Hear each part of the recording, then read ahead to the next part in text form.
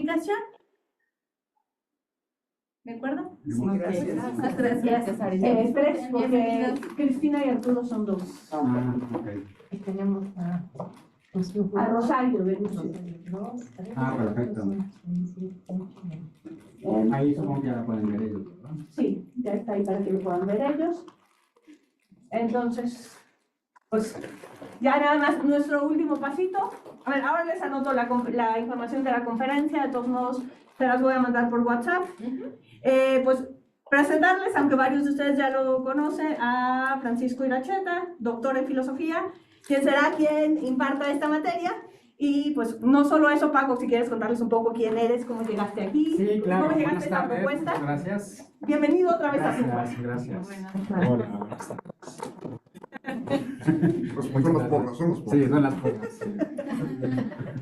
Bueno, yo soy Francisco Iracheta, me pueden decir Paco, o Francisco, o Javier, o como quieran. O profesor, profe. En efecto, yo soy filósofo de formación y de deformación también. Ambas. Estudié en la Facultad de Filosofía y Letras de la UNAM y luego hice un doctorado en Alemania, en donde escribí una tesis sobre Kant. Y regresé a México y entonces empecé mi carrera docente aquí en Puebla. No en esta universidad, en otra, pero llevo en la Ibero 6 años. 6 años trabajando como profesor de cátedra. Y bueno, pues hago investigación, hago consultoría también. En los últimos años he trabajado mucho el tema de prácticas filosóficas, que tiene que ver con competencias filosóficas asociadas a la vida. Tuvimos ya un diplomado aquí en la Ibero, que fue bastante exitoso. Y bueno, pues lo que he intentado hacer en mi formación docente es acercar la filosofía a la vida cotidiana, ¿no?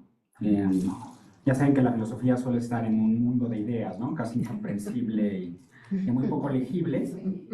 Eso en parte es culpa de los propios filósofos, ¿no? De quizá una cierta arrogancia intelectual o teórica. Pero también creo que es parte del problema es una cierta apatía, ¿no? Colectiva de la gente en general por no pensar o por tener un poco de aversión hacia la reflexión. Y de lo que se trata pues es contagiarlos un poco de esto, ¿no? Contagiarles la pertinencia de la reflexión filosófica y sobre todo encontrar el sentido vital que puede tener una filosofía como la platónica, que es una filosofía pues compleja, es la gran primera sistematización filosófica que encontramos en Occidente. Y bueno, pues hay autores que dicen, imagínense, que toda la filosofía occidental no es otra cosa más que notas a pie de página de Platón.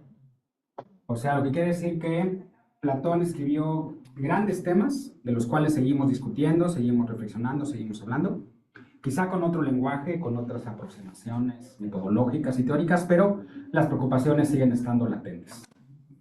Y lo que es grandioso de la filosofía platónica es que lo más lindo y lo más profundo de su filosofía es redactado en mitos o en alegorías, o sea, formas literarias, ¿no? Recursos literarios que están al alcance de todos. Lo más excelso de la filosofía platónica es lo menos abstracto. Y lo más profundo de la filosofía platónica es lo más literario. Cosa curiosa, porque Platón expulsa a los poetas de su ciudad ideal, ¿no? Él no quería que hubiera poetas en la ciudad ideal porque él pensaba que la poesía llenaba de imágenes falsas y de representaciones sublimes y equívocas a la juventud, sobre todo la poesía lírica. Y su problema con la poesía trágica, con las grandes tragedias, es que paraliza, ¿no? al ciudadano. Entonces, Platón escribe un libro muy famoso que se llama La República, en donde hace una justificación de la ciudad ideal, ¿no? Que él piensa que es la ciudad en la que vivirían las personas más felices, las personas más completas. Cada uno tendría su propia tarea dentro de esa gran ciudad. Y ahí, bueno, es donde decide hacer esa expulsión de los poetas. Pero es muy paradójico porque el propio Platón es muy poético.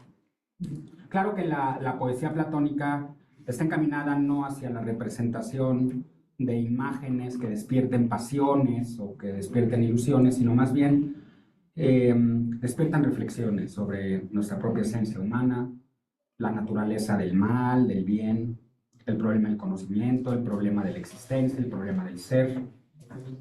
Y ahí es donde podemos encontrar esa gran riqueza. Entonces, pues platicando con Roselena y tomando en cuenta que el curso de Pupa que di el semestre pasado, que no tuve el gusto de conocerles a ustedes, pero sí estuvo Gaby Polo, entre otros de nuestros compañeros, pues hablamos sobre filosofía estoica y les propuse darle seguimiento a una temática de filosofía muy práctica, aplicada a la vida, pero cambiar un poco el switch y no presentar a la filosofía estoica, sino a la filosofía platónica.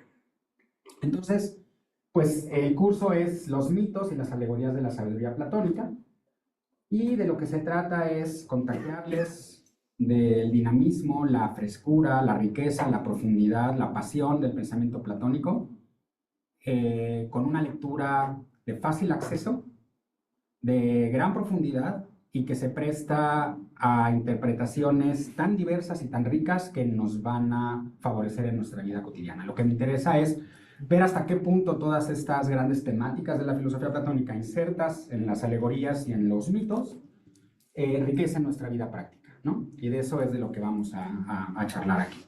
Entonces, bueno, preparé esta pequeña presentación únicamente con algunas ideas pues, básicas sobre objetivos, temas que vamos a ir viendo. Por supuesto, voy a explicarles un poquito de qué van los propios mitos platónicos. Pero bueno, pues los objetivos serían varios. Los objetivos del curso, voy a mover esto un poquito para acá para que lo podamos ver.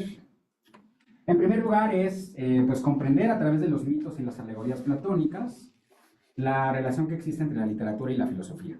Aquí en la misma Ibero tenemos una licenciatura en literatura y filosofía, ¿no? Y de lo que se trata es que encontremos este enclave que existe entre la literatura y la filosofía como dos áreas muy importantes de las humanidades, y que es difícil encontrar ese engranaje, ¿no? Si bien es cierto que son disciplinas muy afines, por lo menos en el sentido común las entendemos así, ha habido una importante intención en la filosofía moderna por tratar de separarlas, porque la filosofía se pensó más científica, más del lado de las ciencias rigurosas, no tanto como ciencia natural, pero sí como una disciplina muy matemática, una disciplina muy centrada en el concepto, ¿no? En la elaboración rígida de ideas, y poco imaginativa, ¿no? Más bien más trabajosa, más árida en ese sentido conceptual.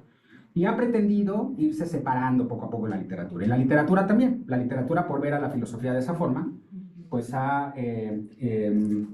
insistido en sus pretensiones imaginativas, creativas, de desarrollo no tan rígido, ¿no? Más cercano a lo poético, evidentemente. Entonces, pues ha habido desde el inicio de la modernidad, en el siglo XVII, ha habido un alejamiento, pero al mismo tiempo, en tiempos más recientes, una cierta cercanía.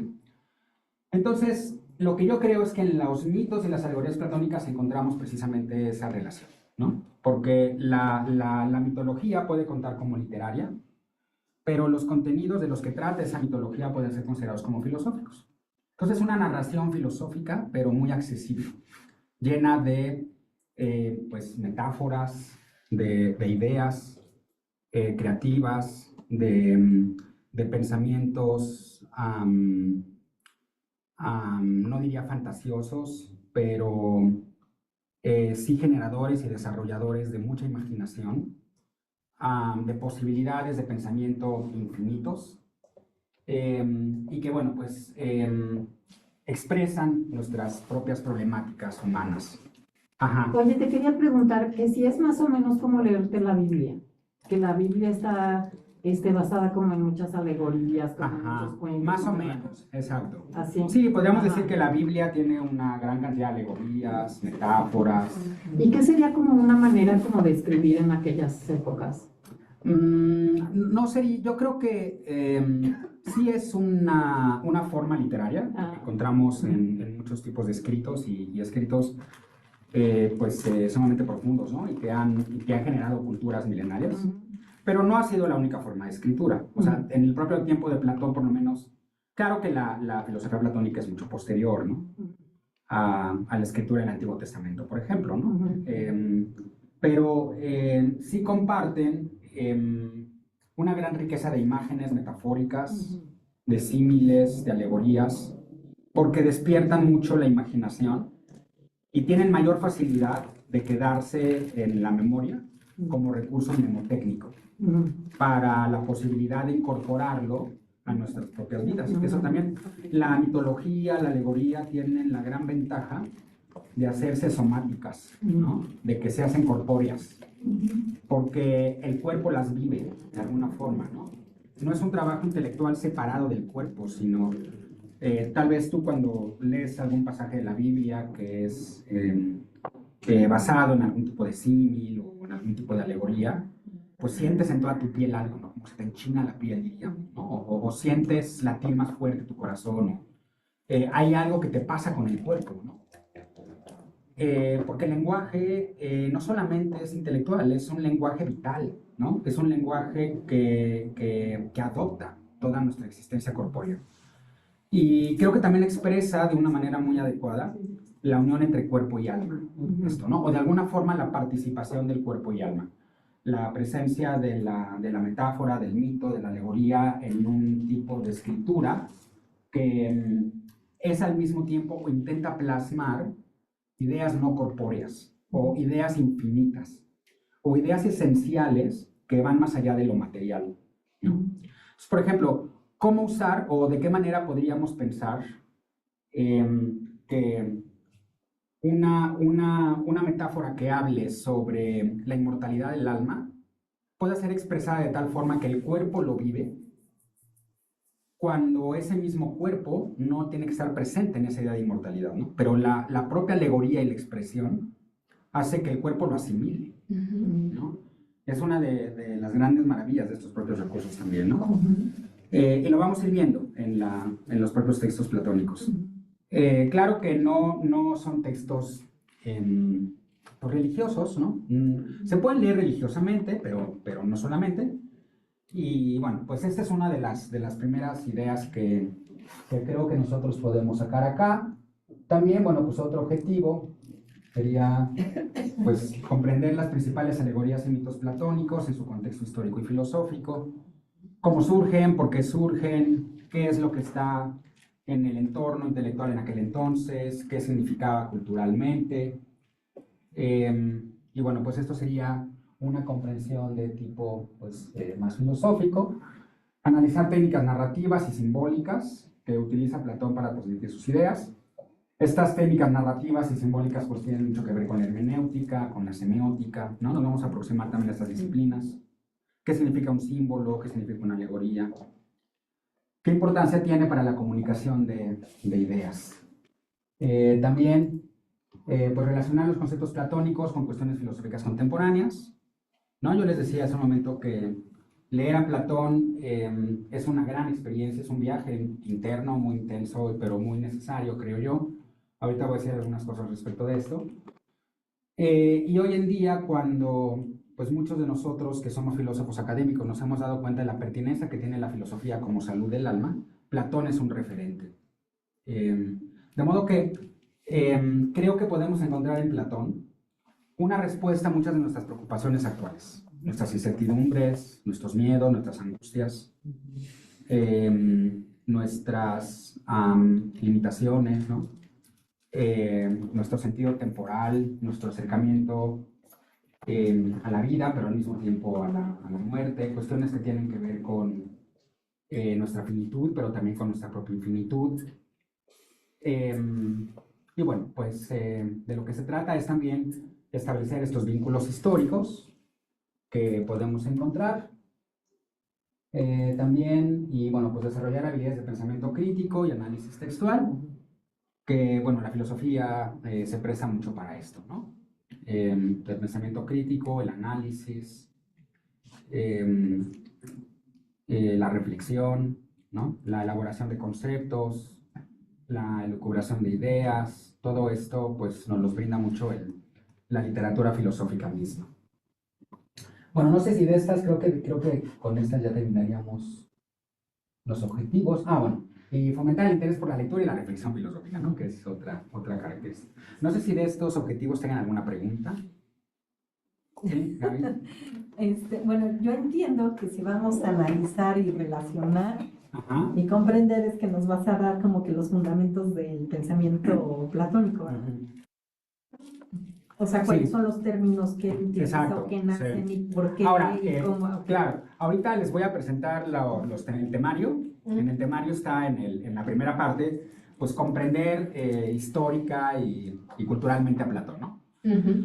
Cuándo nace, de quién hereda filosofía, qué es lo que piensa él, qué es lo que desarrolla, cómo es que crea un sistema de pensamiento, en qué consiste ese sistema de pensamiento, cuáles son los ejes centrales.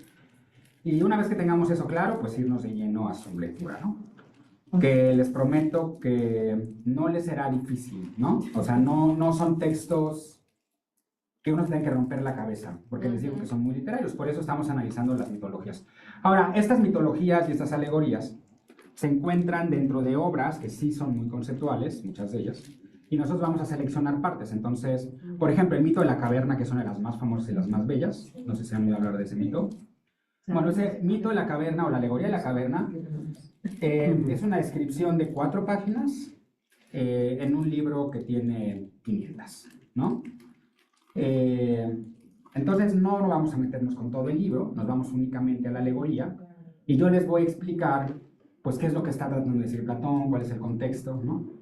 Y lo que ese diálogo quiere mostrar, ¿no? Para que tengan una idea pues más amplia de lo que significa ese mito dentro de ese diálogo en particular, sin necesidad de entrar a la lectura de todo el diálogo, porque no nos daría, ¿no? Yo recuerdo que en la universidad, cuando leíamos a Platón, era un diálogo por semestre. Y a veces ni siquiera acabábamos. Porque es tanto lo que se puede sacar y tanto lo que se puede decir, que, bueno, pues hay especialistas de toda la vida de un solo diálogo, ¿no?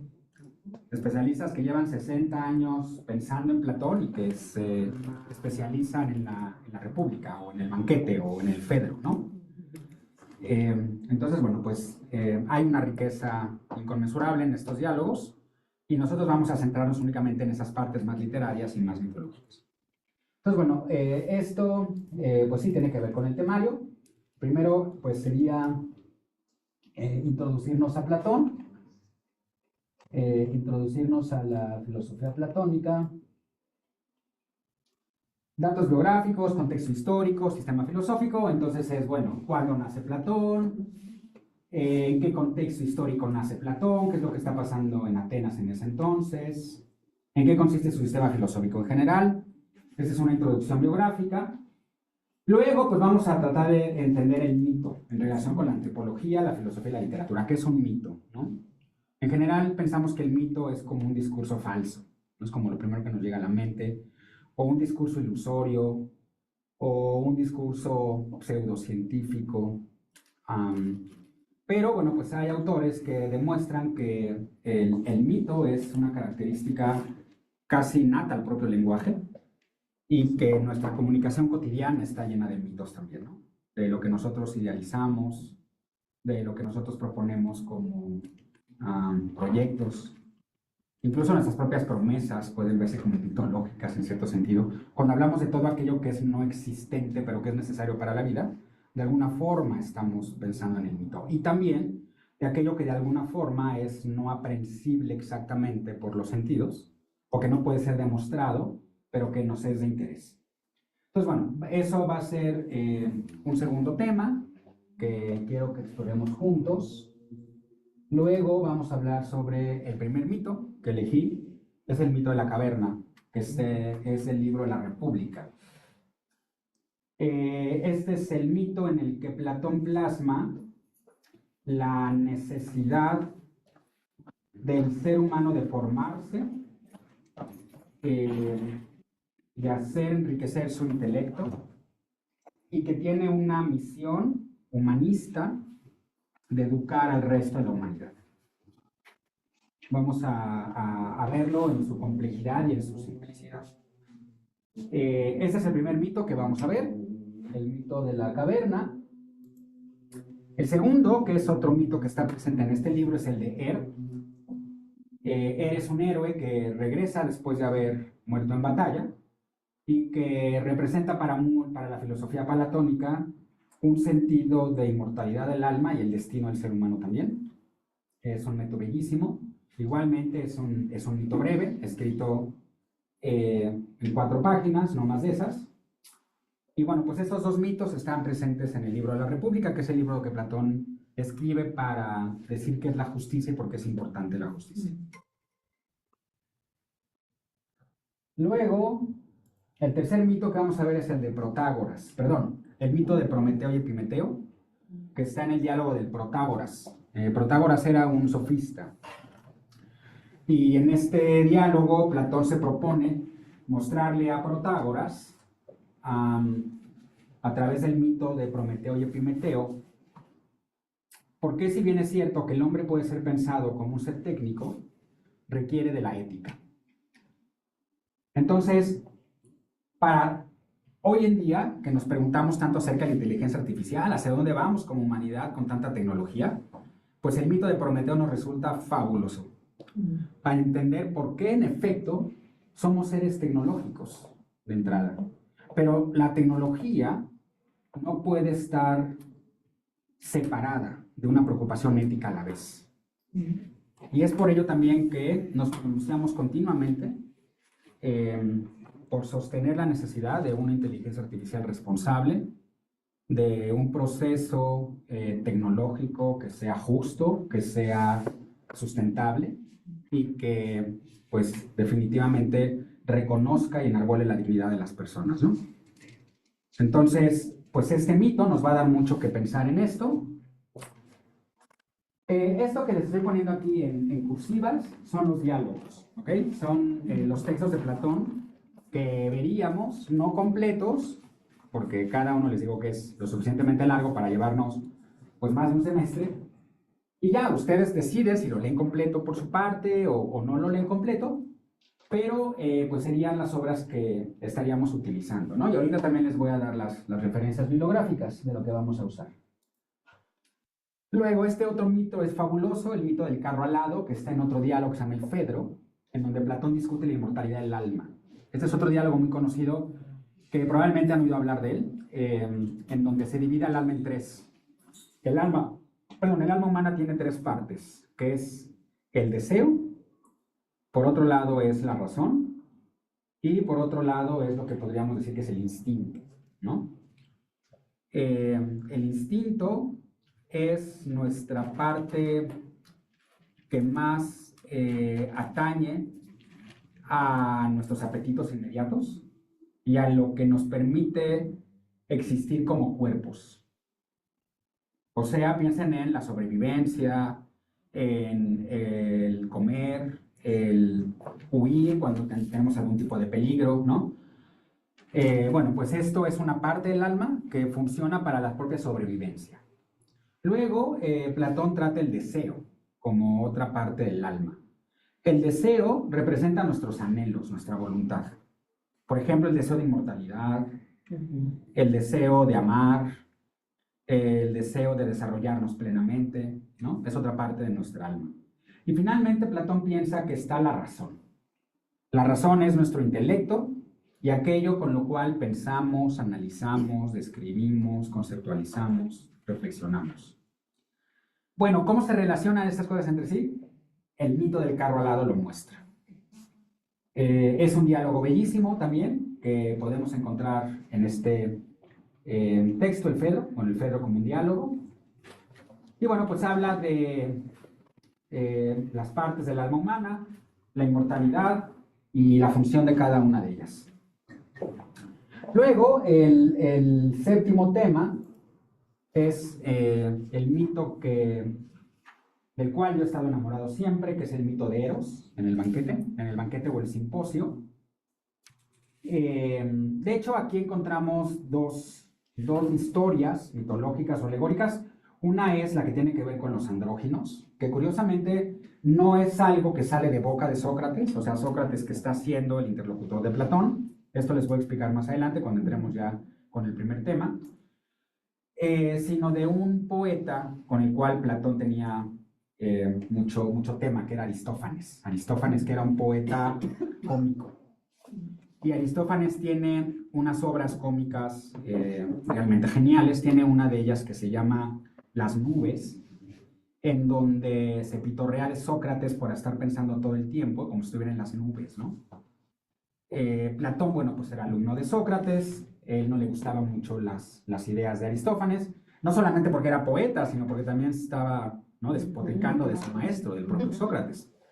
Y curiosamente, pone en boca de Aristófanes, en un banquete, están celebrando a un poeta, porque ganó un concurso, Agatón, ganó un concurso literario, entonces decide hacer una gran comilona, invita a todos sus cuates de la ciudad, aparece Sócrates, todos se borrachan un poco, y cuando están borrachos, pues Agatón decide que todos tienen que hacer un discurso del amor, ¿no? Tienen que hacer un elogio sobre el amor.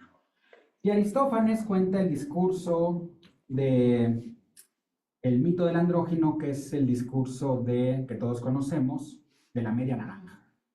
Seguramente van a hablar de él, ¿no? Que tu amor es tu media naranja.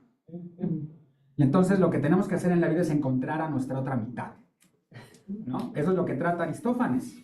En un diálogo, en un discurso bellísimo, bellísimo, que todo el mundo le aplaude. Y después viene el discurso de Sócrates, que es otro gran discurso que habla de una poetisa, de una sacerdotisa, que es Diótima, y da otra alegoría fantástica sobre el crecimiento espiritual a través del amor, ¿no? Entonces, este diálogo del banquete es sublime. Creo que vamos a encontrar ahí una riqueza excepcional y que nos va a permitir explorar muchas ideas, ¿no? Entonces, bueno, pues es lectura, interpretación, análisis sobre el amor erótico y la educación amorosa. ¿En qué consiste educarnos como amantes? Pero amantes no solamente en ese sentido erótico, sino amantes en el sentido de amantes de la sabiduría, amantes de la justicia, amantes del compañerismo. ¿Qué significa cultivar una amistad, ¿no? Y esto es lo que nos proporciona el banquete. Entonces también voy a hacer una explicación de todo lo que significa el eros para la cultura griega, lo que significa el concepto de amor, el concepto de amistad, ¿no? Vamos a verlo en toda su profundidad. Y finalmente, vamos a ver las aplicaciones prácticas de los conceptos platónicos, de todas estas ideas. El mito de la caverna nos lleva al concepto de justicia, y de educación, y de humanismo. El mito de Er nos lleva a las cuestiones de la inmortalidad y del destino humano. El mito de Prometeo tiene que ver con nuestra esencia tecnológica y la necesidad de la ética. El mito del carro alado tiene que ver con las partes del alma y su inmortalidad también. Vean cómo hay temas, ¿no? Inmortalidad e inmortalidad aparecen porque una de las grandes ideas de Platón es la inmortalidad del alma. O sea, él es el gran primer filósofo en que muestra que el alma es inmortal. Pero no lo muestra por un argumento religioso, lo muestra por un argumento epistemológico, por un argumento de conocimiento. Que si conocemos es porque el alma es inmortal. O sea, decir esto suena muy sencillo, ¿no? Pero Platón da todo un argumento para decir por qué eso es así, ¿no? Entonces, bueno, pues el mito del carro alado y el mito de Er van señalando estos elementos. El mito de Eros, que trata sobre nuestras relaciones de amor en todos los sentidos, pero fundamentalmente el amor erótico. Y bueno, pues ¿de qué nos sirve saber todo esto, no? ¿De qué nos sirve conocer a Platón? ¿De qué nos sirve estos conceptos? ¿De qué nos sirve encontrar en su filosofía estos elementos? Bueno, pues lo que busco es que nos ayude a comprender mejor el mundo y a nosotros mismos, ¿no? Es la idea con la que me gustaría cerrar, pero creo que no necesariamente se tiene que ver esto como el último punto, sino en cada uno de los diferentes mitos, ¿no? Vamos a ir viendo, bueno, qué relevancia tiene esto para nuestra cotidianidad, ¿no? ¿Cómo lo hacemos corpóreo? ¿Cómo lo hacemos vivencial? ¿No? ¿De qué manera esto nos permite hacerlo somático, ¿no? Que forme parte de nuestras emociones, que forme parte de nuestra propia realidad existencial. Y bueno, a ver, déjenme ver. Ajá. Bueno, no sé si de los temas tengan alguna pregunta, algo que quieren que subraye en este momento. Probablemente, pues todo esto les suene muy nuevo, ¿no? Y qué bueno que no lo conozcan. Aunque es muy antiguo, claro, ¿no? Pues estamos hablando de un filósofo que pues, vivió en el siglo IV antes de Cristo, ¿no? Sí, sí, increíble. O sea, imagínense, son 30 siglos. Sí, ¿no? ¿Y cómo sobrevivieron 30 sus siglos. escritos hasta nuestros días? Exacto. Eso es lo más increíble. Eso es lo increíble, exacto. Sí. Sí, sí, sí. Y Oye, ojalá sea verdad. que bueno, tiene, como les decía, ¿no? Grandes de las preguntas platónicas siguen estando presentes, ¿no? ¿Qué somos? ¿Qué es el alma? ¿Qué ocurre en la muerte? ¿Hay reencarnación o no? ¿Cuál es nuestro destino como humanidad? ¿Qué es el cuerpo? O sea, todo esto, pues Platón es el que lo inaugura en un sistema filosófico y bueno, pues a pesar de que pues tenía a su gran discípulo Aristóteles como una especie de competidor, pues la filosofía platónica sin duda alguna sigue siendo la filosofía más leída, ¿no? En el mundo. Yo creo que después de la Biblia, me atrevería a decir, ¿no? Si hay algún libro espiritual, filosófico que se lee después de la Biblia, es Platón. Por lo menos en Occidente, ¿no? Claro, el Corán y otros libros podrían ser distintos, pero en Occidente creo que sí. Además, pues el cristianismo, la iglesia cristiana en su auge, pues mucho se alimentó de Platón. Entonces, si ustedes leen a los grandes santos, a Santo Tomás o a San Agustín, pues van a encontrar muchísimas ideas platónicas. Entonces, claro, el cristianismo primitivo está mucho más alejado de nosotros de lo que está presente el auge de la iglesia católica, ¿no? Apostólica romana. Y lo que ha ido ocurriendo con el auge del cristianismo, pues es la consolidación de esa iglesia. Y esa iglesia se va consolidando con ideas platónicas. Entonces, no les extrañe que la idea fundamental del cristianismo, la inmortalidad del alma, tal como la concibe teóricamente, es platónica, ¿no? Aunque la prueba es diferente. La prueba ya no tiene que ver con lo que dice Platón, sino tiene que ver con la idea de un Dios, ¿no? Que es más aristotélico, esa concepción divina que la iglesia cristiana admite, es de más concepción aristotélica que platónica, pero la inmortalidad del alma es enteramente platónica. Aristóteles no creía en la inmortalidad del alma, y Platón no creía en el Dios que Aristóteles propone. Y esta combinación de cosas es lo que da auge y continuidad al cristianismo.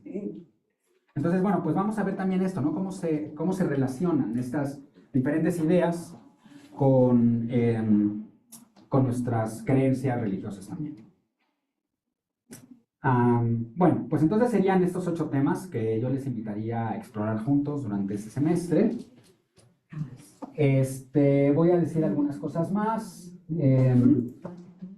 Temas adicionales que podríamos también discutir, bueno, comparación con otras mitologías, ¿no? Si ustedes han leído, les interesa leer otras mitologías, por ejemplo, el zoroastrismo o el budismo, ¿no? Podríamos ver cómo se relaciona, porque también hay algo muy importante, que eso es lo que tratamos con nuestros estudiantes el año pasado, que es las escuelas helenistas, que son escuelas que surgen después de Platón y que heredan muchas ideas platónicas, pero se van expandiendo en Oriente Próximo y van acercándose también a otras formas de pensar.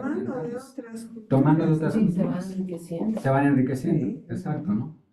Entonces, Platón, por ejemplo, en uno de sus diálogos, bueno, es el Timeo, vamos a referirnos a él, aunque no vamos a leer una mitología directamente del Timeo. Bueno, pues es uno de los diálogos en donde hace la explicación, no el único, pero en donde hace una explicación acerca de la inmortalidad del alma, por supuesto que es un tema muy recurrente, pero también del renacimiento de las almas, ¿no?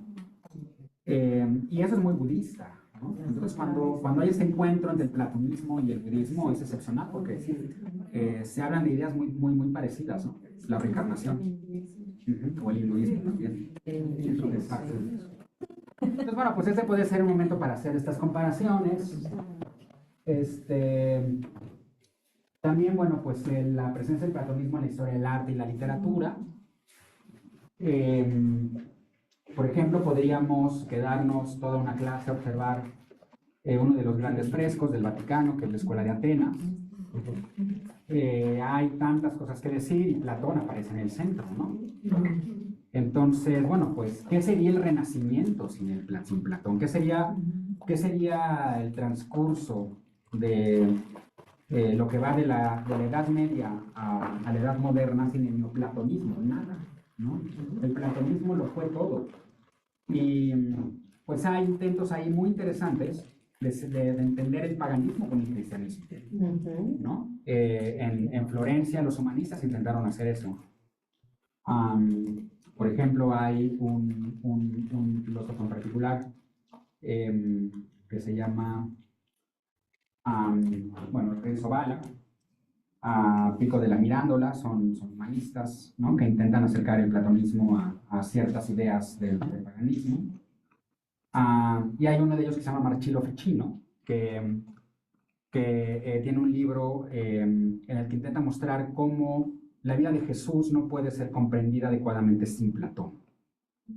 Y entonces lo que intentan hacer es, bueno, ciertamente que el cristianismo marcó una época que no existía antes, evidentemente, ¿no? O sea, hay una diferencia entre el paganismo y el cristianismo, pero lo que estos autores empiezan a darse cuenta es que no es posible aprender la riqueza y la novedad que trae consigo el cristianismo si no es por la herencia de ideas que ya teníamos presentes, entre ellas Platón, a pesar de ser pagano.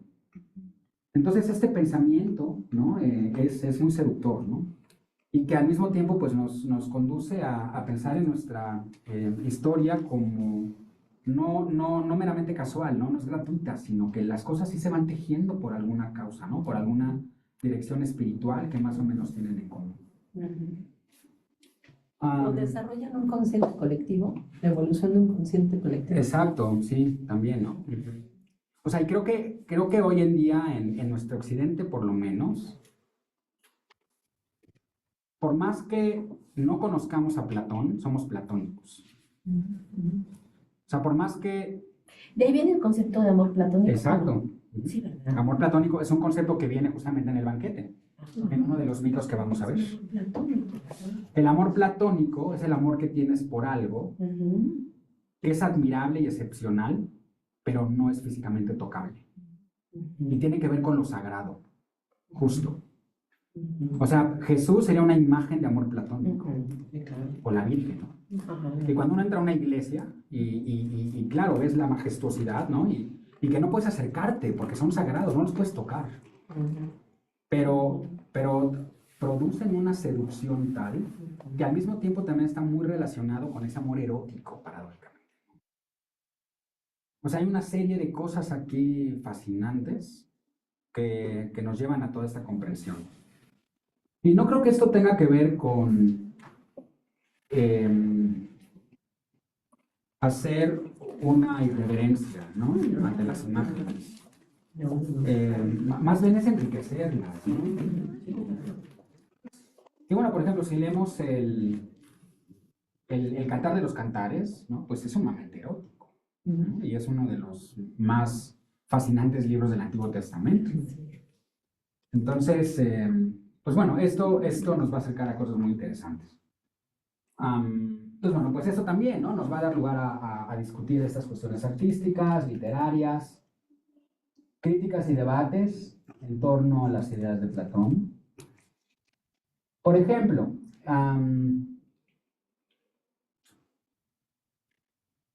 Platón evidentemente vivió en una época en la que no existían muchas de las cosas que existen hoy en día, ¿no?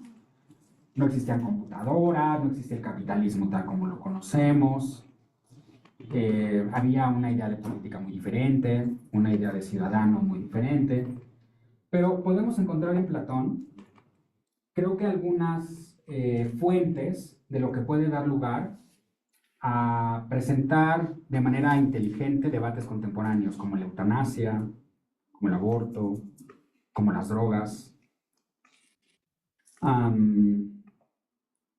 como por ejemplo la esclavitud también, ¿no? O el enajenamiento, lo que significa estar enajenados por algo. ¿Qué nos puede decir Platón al respecto?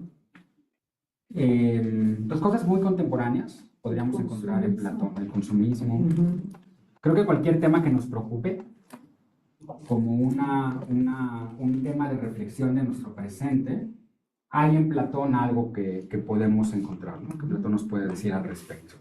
Y como una guía entonces, ¿no? Una guía de reflexión. No necesariamente Platón tendría que ser nuestra única fuente de conocimiento, pero sí nos ayuda mucho a echar a andar nuestro mecanismo de pensamiento y de reflexión. Pues bueno, también es mi intención presentarles a Platón como un filósofo que es contemporáneo a la vez. Y bueno, la pertinencia práctica del curso, pues creo que hay eso tiene que ver con el tema último, con el tema 8, Los mitos platónicos invitan a la reflexión sobre cuestiones fundamentales que nos permiten crecer. Por ejemplo, la naturaleza del conocimiento, la realidad, qué es el bien o qué es el mal, qué es la esencia humana, qué es la justicia, qué es la virtud, qué es el amor, qué es la amistad. Todo ello es parte fundamental de nuestro desarrollo y lo encontramos en Platón. Creo que si leemos a Platón con esta óptica, somos mejores personas. Nos enriquece sustancialmente. No se trata de una lectura solamente rigurosa, filosófica, de manera teórica, sino de profunda aplicación, ¿no?, a nuestra vitalidad. Por otro lado, bueno, pues hay un enriquecimiento cultural. El estudio de Platón es una puerta de entrada a la historia de la filosofía y la cultura occidental, como les he venido diciendo, ¿no? La historia de la filosofía se divide entre Aristóteles y Platón. Entonces, los platónicos y los aristotélicos, los platónicos son idealistas, los aristotélicos son más empíricos. Y ese sentido de idealismo pues ha permeado toda la filosofía y buena parte de nuestra cultura política, nuestra cultura religiosa. Entonces, pues nos abre la puerta para entender muchas otras cosas también, que decimos, entonces de ahí viene, ¿no? O, por ello, ¿no? Por ello encontramos este vínculo. Por ejemplo, ahorita con el amor platónico, ¿no? ¿Qué es el amor platónico? Pues viene de acá, ¿no?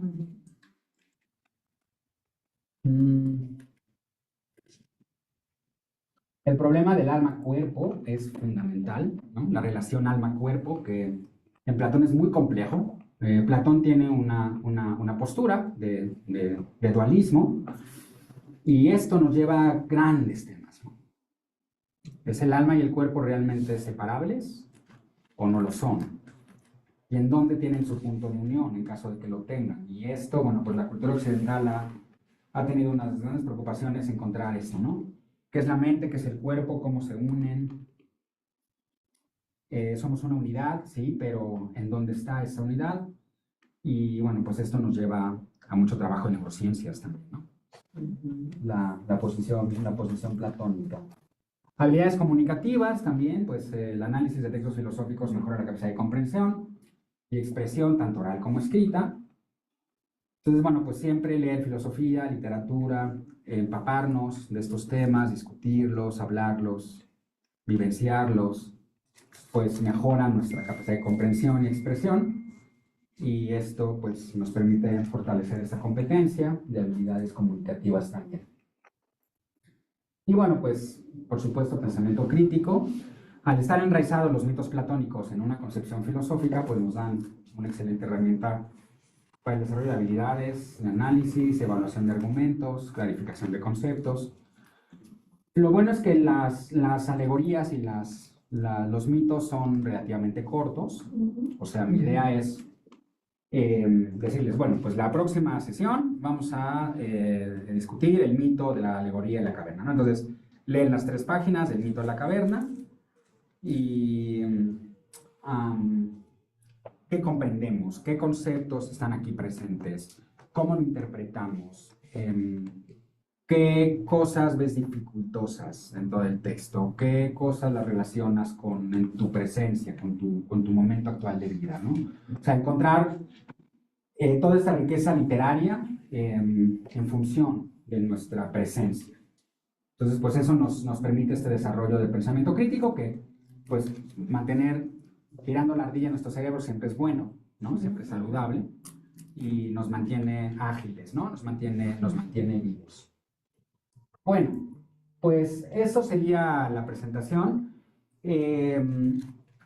Si abrimos este curso, pues habría que tener estas bibliografías. Todas son muy fáciles de encontrar. Este libro de Cassirer, bueno, en realidad no es todo el libro porque es únicamente un capítulo que se refiere al mito. Esta es la primera edición en español, o sea, es un libro del 40 y tantos, pero es un libro que sigue teniendo muchísima vigencia. Y ahí Ernst Cassirer, que es un filósofo alemán, pues hace un análisis de lo que significa el mito como una justificación de nuestro lenguaje y al mismo tiempo de nuestra propia racionalidad, que las racionalidades también dependen del mito. Entonces, él está un poco peleado con aquellos filósofos de la ciencia, por ejemplo, que piensan que la ciencia es enteramente discursiva, es enteramente explicativa, no tiene ningún interés normativo, es enteramente neutro respecto al bien y al mal. Y él dice, no, el lenguaje mismo de la ciencia sería imposible si no hubiera existido el mito previamente, ¿no? Y la ciencia misma que cree en su propio rigor es inventarse un mito a sí misma. Es un poco como la fe, ¿no? Pensar en mitos en los mismos senos de la fe. Que no tener fe es imposible, ¿no? La fe es que hay un mundo ahorita afuera, ¿no? Que nuestro coche sigue en el estacionamiento, que nuestros hijos están en su casa, o que todavía tiene ruedas. Trump entra el 20, ¿no? Perdón. Que todavía, que Que sí todavía tenemos tiene coche, ruedas. pero que ya no tiene ruedas. Bueno, eso sí no lo dejaste en el estacionamiento de la calle. Pero, pues sí, ¿no? O sea, hay tantas cosas que no están justificadas y que, pues, son como saltos al vacío, ¿no?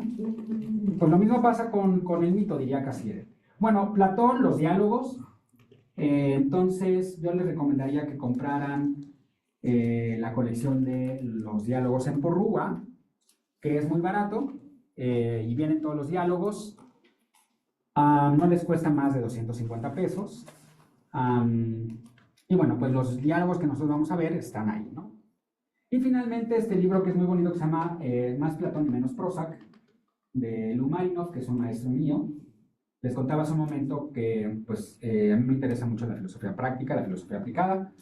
Yo soy miembro de la Asociación Norteamericana de Practicantes Filosóficos, APTA por sus siglas en inglés, y esta asociación está en Nueva York.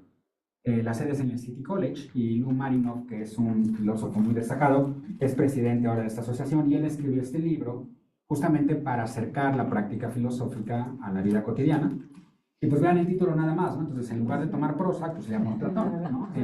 Esto nos permite fortalecernos y curar muchas de nuestras propias enfermedades. Entonces, este sentido, pues es el que diríamos que tiene mucha vigencia en la filosofía platónica, ¿no? A pesar de su idealismo, a pesar de su distancia histórica con nosotros, pues sin duda alguna es un filósofo que nos ayuda a vivir. ¿Sí? Totalmente, totalmente. Entonces, pues esa es la bibliografía que utilizaríamos. De los diálogos, pues evidentemente no todos, sino los diálogos seleccionados. Y bueno, también puede ser que no los tengamos, o sea, porque los mitos también son muy accesibles, ¿no? Como Platón escribió hace más de 2.500 años, pues no tienen copyright sus obras, pues todo es descargable en línea, ¿no? Prácticamente. Hay mucha información, yo se las puedo ir dando también, sin problema, ¿no?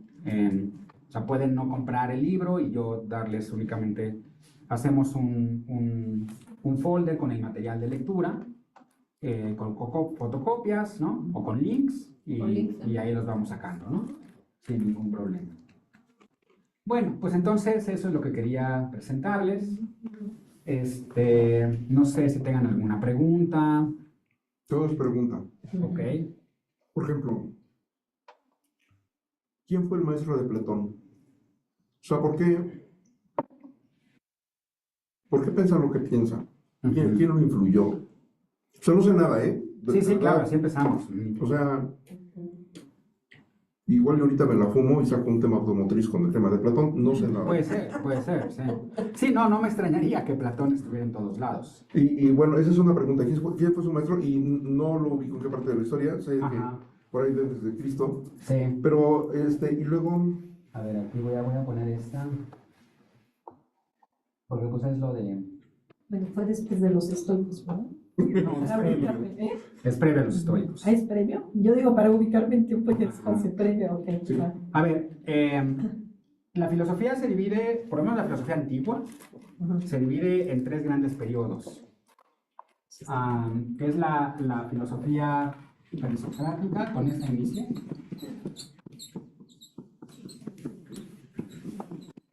Se llama presocrática porque es previa a Sócrates. Sí.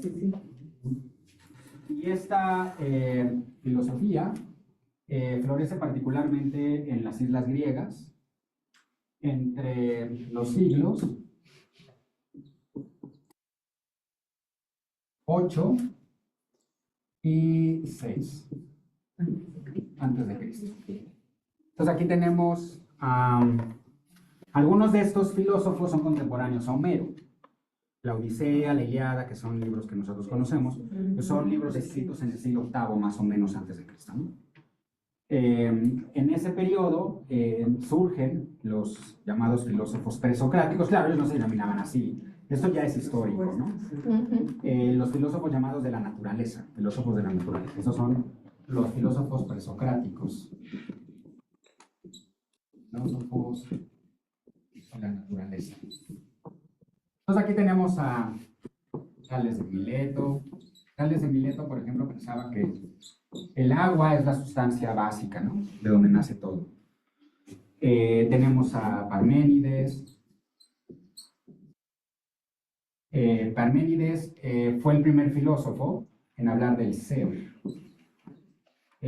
Nos legó una obra que se llama Poema Ontológico.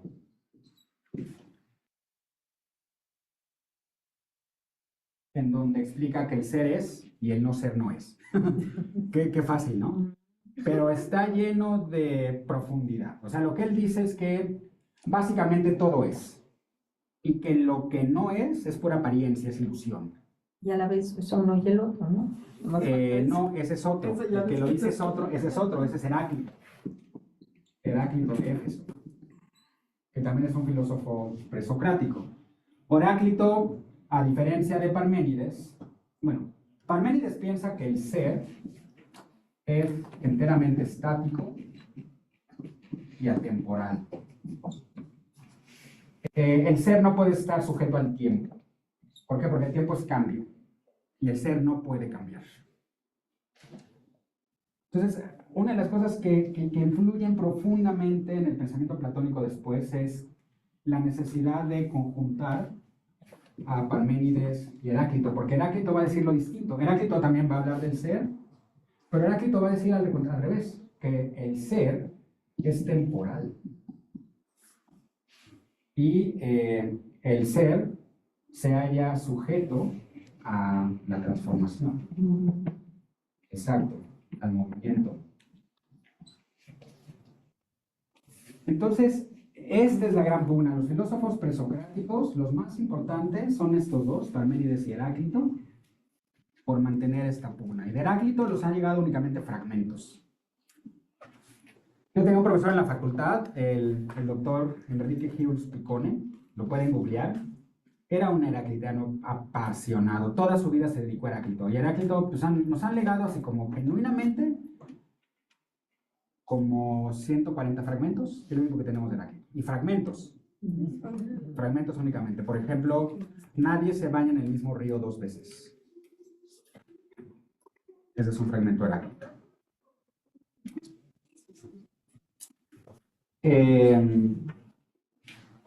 Los hombres tienen en común a la razón, pero se comportan como si no tuvieran razón.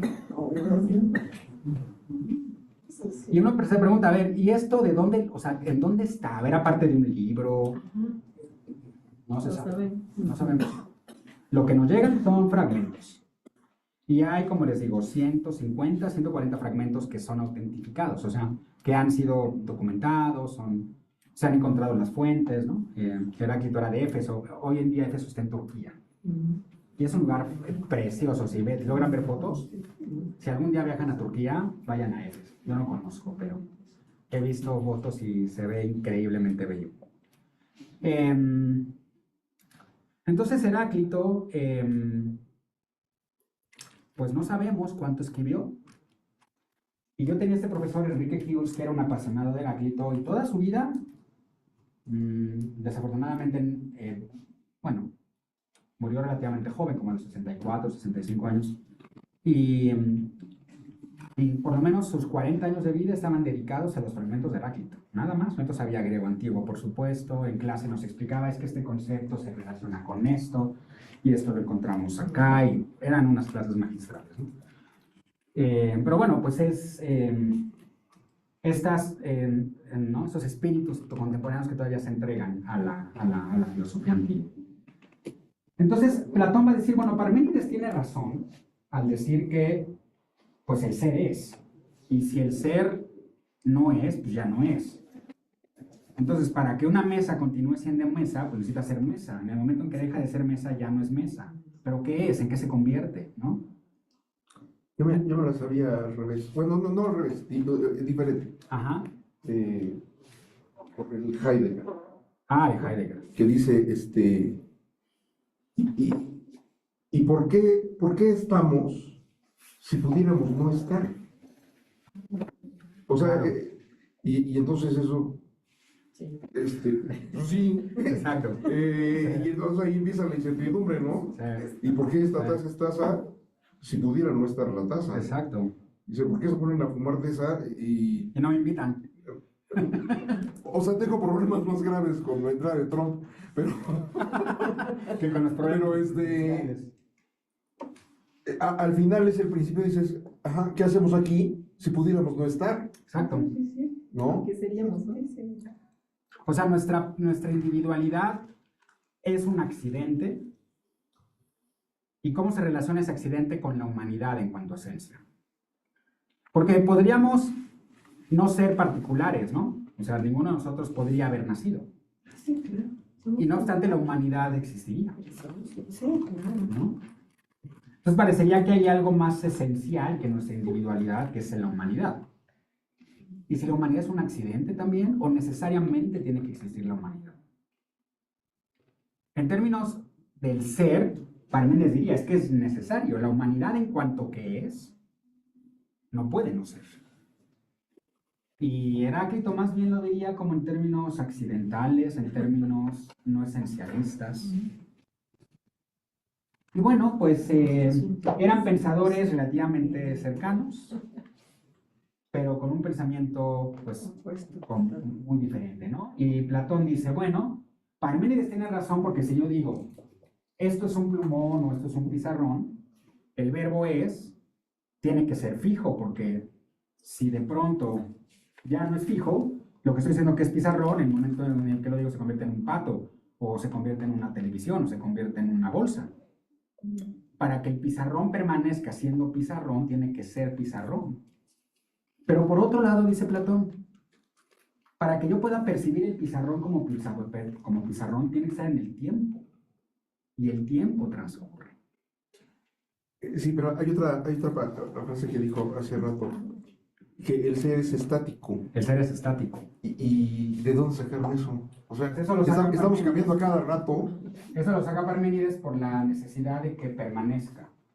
O sea, esto es permanencia. O sea, es lo que decías del pizarrón, que no se puede convertir en Exacto. pato porque deja de ser Porque pizarrón. es el pizarrón. Pues para que el pizarrón sea pizarrón, siempre tiene que ser pizarrón. En el momento en que deja de ser pizarrón, pues ya no es ser, ¿no? Ya no es. Pero a la Pero vez puede ser un pizarrón temporal, ¿no? a la vez dice eso Platón, porque ciertamente el conocimiento está en el tiempo, o sea, nuestra percepción está en el Pues un tiempo pizarrón también. así, después es un Es que ya tengo suficiente con lo mío y me agarro super banderas. Pero aquí hay que entender claro, este pizarrón en cuanto tal, sí, pero pensemos en la idea de pizarrón, que es lo que se debe ocurrir a Platón, justamente, ¿no? Entonces Platón va a pensar que las ideas permanecen de las esencias. Los particulares están sujetos a la temporalidad. Entonces tenemos que distinguir, podríamos decir, el pizarrón. Eso no las tienes que barajear despacio. Sí, Empiezas esta la vamos así a y ya manejar muy despacito, ¿no? se me hacen así las neuronas. Podríamos decir, tenemos Es el caos. Eso no entendí filosofía en la secundaria. pizarrón o pizarrones, vamos a decirlo así, y tenemos al pizarrón. O sea, como un genérico y Exacto. este pizarrón en particular. Estos son particulares que están sujetos al tiempo y esos particulares dependen de la idea. O concepto de El pizarrón. concepto que para Platón es central es el eidos, lo que él va a llamar eidos, que son las formas. Las formas son las ideas de las que participa todo lo que existe, aunque eso que exista sea temporal y permanente. Y no permanente, perdón, ¿no? Mientras que la idea es absolutamente permanente.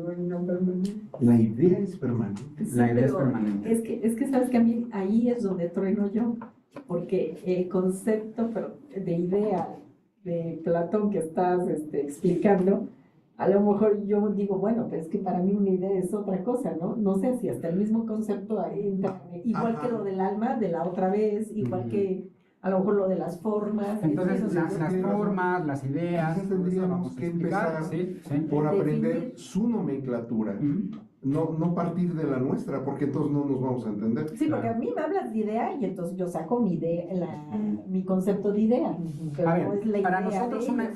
vamos a decirlo así, ¿no? O sea, ahorita lo voy a hacer de esta forma y desde luego que lo vamos a ir ampliando, ¿no? Y también conforme vayamos transcurriendo con los propios mitos, esto va a ir quedando claro, porque mientras más leamos a Platón, pues no lo vamos entendiendo. Pero, a ver, una idea tal como lo entendemos generalmente es una representación mental sobre una imagen o un concepto que está en nuestra cabeza y que ocurre o no ocurre y que la podemos comunicar o no la podemos comunicar, ¿no?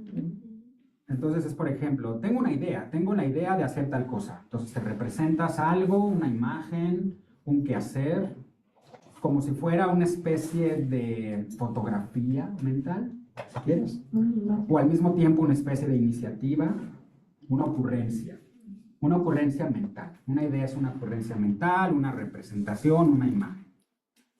Para Platón la idea es la forma, el arquetipo desde el cual se construye toda la realidad.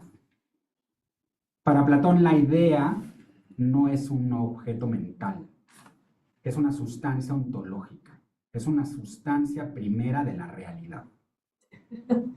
Entonces, fíjense, ¿cuál es la diferencia entre decir la representación de un ser humano? Pensemos en la idea de un ser humano como una imagen mental. Podemos representarnos a cada uno de nosotros o nosotros. Nuestro concepto de idea. Nuestro concepto de idea. Nuestro concepto de idea sería, a ver, si yo te digo, según tu idea, como se los acabo de explicar, como una representación mental, como una imagen mental, como una fotografía mental, como un fenómeno mental, que esa es la idea psicológica, ¿qué entendemos por ser humano? Puedes decir, Un Adán y un Eva. un Adán y un Eva. Ok, perfecto, ¿no? Bueno, desde la perspectiva platónica, la idea de ser humano es lo que todos los seres humanos tienen en común y rebasa a cada uno de nosotros por particulares. No, pues es otra cosa. Otra cosa. Entonces, la idea platónica es el arquetipo sustancial por el cual la realidad existe. Todo lo que existe tiene un parangón en una idea. ¿Qué es parangón? Como una relación, como una vinculación. Sí, muchas veces no tiene parangones. Que no tiene relación, no tiene antecedente, no tiene vínculo, ¿no? Es como que Unión. No, pues, lo relación. primero Ujú. de donde sale Exacto, es eso. exacto. Para él eso es la Exacto. forma. Esa es la forma. A ver, entonces otra vez. El eidos. Entonces, Platón, ¿cómo vería lo del ser humano? ¿Cómo Entonces, la idea, vamos a entender, para Platón, Ajá. la idea significa tres cosas, ¿no? Que están relacionadas. Es arquetipo. Es el arquetipo como si fuera un molde. ¿De qué molde están hechos los seres humanos? Pensémoslo así, ¿no? En segundo lugar, es una forma. La forma alude a lo pensable. La forma es aquí distinto de lo material. Por eso suele decir entre forma y contenido, ¿no?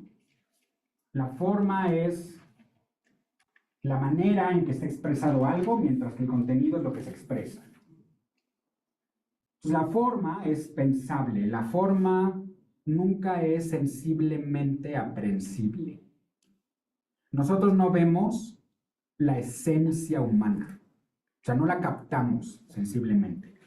Pero es humana como en general o En general. humana- No, en general, o sea, hablamos de ser humano Ok, Pues imagina, hablamos de ser humano y hablamos de algo muy sencillo y muy complejo a la vez. ok.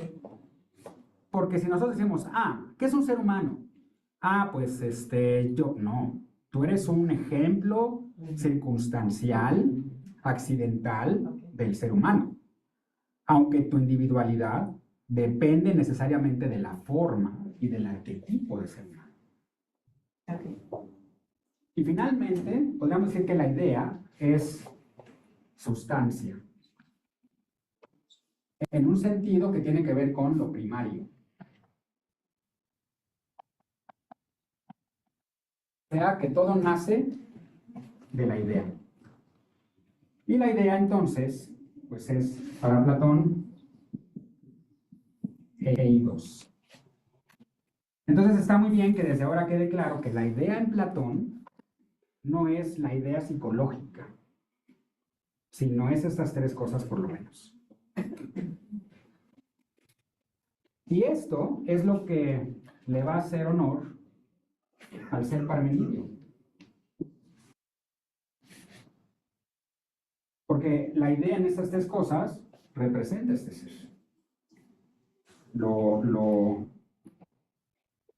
Lo que permanece, lo que siempre está. O sea, ese ser es eidos. Ajá, exacto. Para Platón. Para Platón, el eidos, la idea, es el ser. Es, bueno, Lo ya, esencial, lo atemporal, lo que es permanente, lo que es estático. y ya ahorita en nuestras modernidades, es que yo tardé tiempo en entender ontológico. Y me decían, es que es lo del ser, y yo sí, ajá. Sí. Sí. Pero bueno, si me Ontólogos, pides, ok. no te lo puedo definir. No, pero es ya muy le- fácil. Pero ya le entendí lo del Ok. ontológico. Entonces, a mí el ser, la definición de ser más hacia Platón sería el término ontológico. Exacto, la definición de eidos. Perdón. La definición de eidos en Platón la es definición ontológico. de eidos. Exacto, la definición de la idea es ontológico. Es decir, la idea es la ciencia del ser. Ontología viene de ontólogos. Onto, que se refiere al ser, Y luego, y logos, que es ciencia, ¿no? Entonces es la ciencia del ser. En la ciencia del ser pensamos lo que necesariamente es y no puede nunca no ser, o siempre permanece siendo. En nuestra cultura judeocristiana, lo más fácil es pensar en Dios como ese ser. Y ahí no tenemos ningún problema, ¿no? Y además, imagínense ustedes, a ver, ¿quién creó a Dios? Pues no, nadie creó a Dios. Si alguien hubiera creado a Dios, o si algo hubiera creado a Dios, no sería Dios. Entonces, Dios es primario en este sentido. Dios es el arquetipo de todas las cosas, porque de Dios nace todo.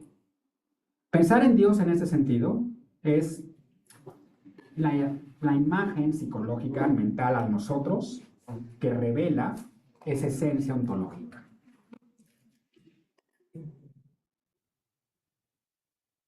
Pero en Platón no es Dios, en Platón es la idea, las formas. Entonces yo les decía, está el pizarrón y los pizarrones. Para que haya pizarrones como estos, tiene que existir el eidos del pizarrón. ¿Y en dónde está eso? En el topos Uranus, en el mundo de las ideas. No aquí. Pero ese pizarrón, para que sea pizarrón individual, tiene que participar de esta idea. Entonces, no importa que este pizarrón no exista, va a haber otros. ¿Pero por qué va a haber otros? Porque participan de la idea. o sea, puede ser un Ajá, ejemplo de son la- necesarios. son un ejemplo de lo que se define como pizarrones. Ujú. No, o pizarrón. O sea, los pizarrones Es la particularidad. es lo que diera Quinto, ¿no? Temporal, transitorio. Y el pizarrón, con B mayúscula, sería lo que diría Parménides. Entonces, bueno, Platón concibe una filosofía que hereda un problema. El problema de ¿qué es el ser? Porque Parménides tiene razón al decir que el ser no puede no ser, pero también Heráclito tiene razón al decir que las cosas mudan y parece que eso es parte del ser también, ¿no? Nosotros somos y no somos a la vez, efectivamente. Yo, Paco, soy el mismo de ayer, ¿no? Y no voy a ser el mismo de mañana. Habrá moléculas en mí que mueran hormonas, sobre todo después de hablar de Platón. El cerebro que como que parece que, ¿no?, se desgasta. Cada uno de nosotros, cada una de nosotras, somos y no somos. Entonces, en esa identidad personal, Heráclito tenía razón, ¿no? Entonces, Somos cambio, somos transformación. Pero entonces, Heráclito tiene razón y Parménides tiene razón. ¿algo? Y uno y otro, no obstante, parece que se contradicen. No, pero uno estaba hablando, digamos, de una particularidad y el otro está hablando de una generalidad. Eso es lo que dice, eso es lo que dice Platón. Es lo que dice Platón. Exacto, Porque también el mundo de las ideas es platónico, ¿verdad? totalmente. Hasta Ese es ahorita ese es el mundo intelectual en donde nuestra alma Eres otra. está antes de llegar a este cuerpo. Entonces, antes de que nosotros ¿Antes de naciéramos, antes de nacer en este cuerpo, Ok, es donde está ahí la nuestra alma Ya está. estaba en el topus Uranus, contemplando ideas, estando en presencia de las ideas y siendo parte de las ideas. que alguien puede considerar eso como, pues, oye, está hablando de reencarnación, ¿no? Totalmente. Porque ¿qué pasa cuando se muere mi cuerpo? Exacto. Esa alma vuelve a regresar Exacto. al mundo de las ideas. Exacto. Sí. Y va a ser muy, muy budista en términos de, dependiendo de qué hiciste en esta vida, vas a regresar después. Pero por lo que estás diciendo es, bueno, y agarrando el pensamiento budista, es si qué tanto evolucionaste o no en esta vida, Ajá. cuando regreses al mundo de las ideas, hay algo, se va a configurar para ver en qué vas a reencarnar. Sí. ¿Sí? Platón, fíjate que en el Timeo, Platón dice algunas cosas de estas que le habla el Demiurgo, ¿no? El Timeo es, no sé, bueno, a reserva de que después se los muestre con mayor claridad, pero bueno, esta imagen proviene precisamente del fresco del Vaticano, de Rafael Di Sanzio, de la Escuela de Atenas, ¿no? Que es un fresco maravilloso. Entonces, en el centro está Platón y Aristóteles. Esta imagen de Platón es Leonardo da Vinci. Sí, eso dice. Eso dicen. Y Platón está señalando al cielo. Y Aristóteles está a su lado y Aristóteles está señalando a la tierra. Al infierno, ¿no es cierto? Está señalando a lo empírico, ¿no? O sea, las ideas, o también puede ser a las ideas y a la sustancia, ¿no? Pero la sustancia en Aristóteles siempre es terrena, no es ideal. Es lo que tocas. Ajá. Para Aristóteles no hay nada más allá. Pues ese es el gran tema, que un empirista estaría muy escéptico ante las cuestiones platónicas, ¿no? Okay. Pero al mismo tiempo un empirista tendría que reconocer el problema de los universales, que solamente Platón lo explica. Que es un poco como esto, ¿no? A ver. ¿Cómo sé que la manzana que me voy a comer en este momento sabe a manzana? ¿Cómo sé que la voy a probar y no me voy a dar una sorpresa? Esto es birria Y sabe a zapote. y sabe a zapote. O de pronto pruebo la manzana y esto es un sabor que jamás había probado en mi vida, ¿no? O sea, imagínense que todo el tiempo nos estamos llevando estas sorpresas de las cosas. ¿No es así? Y es un problema de las universales, porque si fuera cierto el empirismo de que el conocimiento nos es dado siempre por la experiencia directa que tenemos con las cosas, nunca podemos prever que algo va a ser igual. Sino siempre esperaríamos o tendríamos la expectativa de que la manzana que nos vamos a comer mañana Va a ser distinto. va a ser distinta. Y no te imagines nunca que vas a ver a manzana o las que has probado antes. Pero si yo te pongo una manzana en este momento, tú no vas a tener problema en que imaginar que te vas a ver a manzana, lo que tú sabes como manzana. Y yo te preguntaría, ¿y cómo sabes eso si no lo has probado? Por los... Pero ya he probado una manzana. Claro. Es que eso que estás diciendo, así tal como lo estás diciendo, lo experimenté con una amiga que se volvió vegetariana. Ujú. No, dice, ya me volví vegetariana y vegana y lo que o sea, dice, y ahora los voy a hacer probar y les vamos a dar una hamburguesa vegetariana. ¿No? Y tú te imaginabas una Big Mac. hamburguesa. Ya lo Entonces la idea viene una hamburguesa en un plato y resulta que no podía ser carne, ¿estamos de acuerdo? Claro, No podía ser carne. Lo que ya después nos dimos cuenta es de que en vez de carne le hizo un aglomerado de lentejas, ¿sale?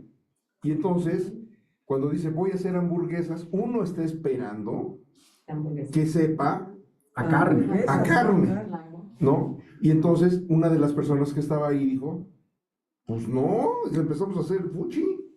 No es porque supiera mal, era un sabor no esperado. Exacto. ¿Sale? Exacto. Nuevo. Entonces, Sí. espera un momento. Entonces dijo, es que esto no se debería de llamar hamburguesa. ¿Quién dijo eso, tú? No, No, no, no, la otra persona. persona. Ah, Otra persona de los que estábamos ahí, éramos un grupo. No. Dice, esto no se debería llamar hamburguesa porque es otra cosa. Es otra cosa, Exactamente. ¿no? O sea, ya llevamos a cuestiones prácticas un tema filosófico. totalmente, claro. Así es. Exacto. Y sin embargo, Sí, es. pues tenía la forma de hamburguesa, ¿no? Era redonda, Tenía se su podía pan. comer. Tenía, lo único que ganaba es tenía pan. Y de ahí cada quien le ponía los mismos aderezos se le puedes poner. Pero otra cosa, no sabía hamburguesa. Entonces ahí la Era cuestión es que si a eso es posible llamarle hamburguesa, es que la hamburguesa es algo mucho más que la carne. La hamburguesa es un constitutivo de pan, lechuga, que está como una especie de sándwich, ¿no? Que viene acompañado con ciertas cosas. Sí. Y es lo que le da el sentido de hamburguesa.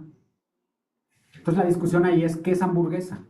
No quizá tanto no se debe llamar hamburguesa, sino ¿qué es una hamburguesa? Porque quien está diciendo que no es hamburguesa está pensando en la carne. Pero no toda la carne es hamburguesa, ¿no? ¿Cómo Si no se- diríamos siempre estamos comiendo hamburguesas cuando comemos carne. Claro. Y no es cierto. Ujú, ujú.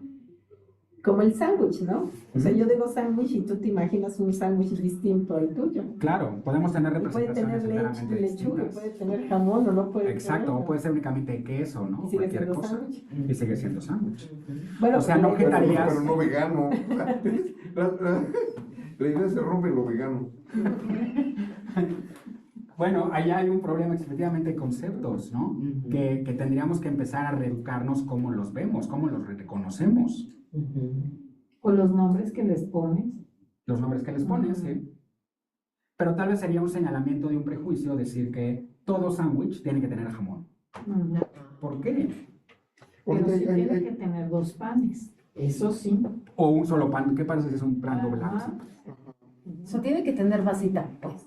Tiene que tener Dos como, tapitas. como tapitas, ¿no? Tapas. Tiene que tener en las bases Sí, porque si no es un taco de pan.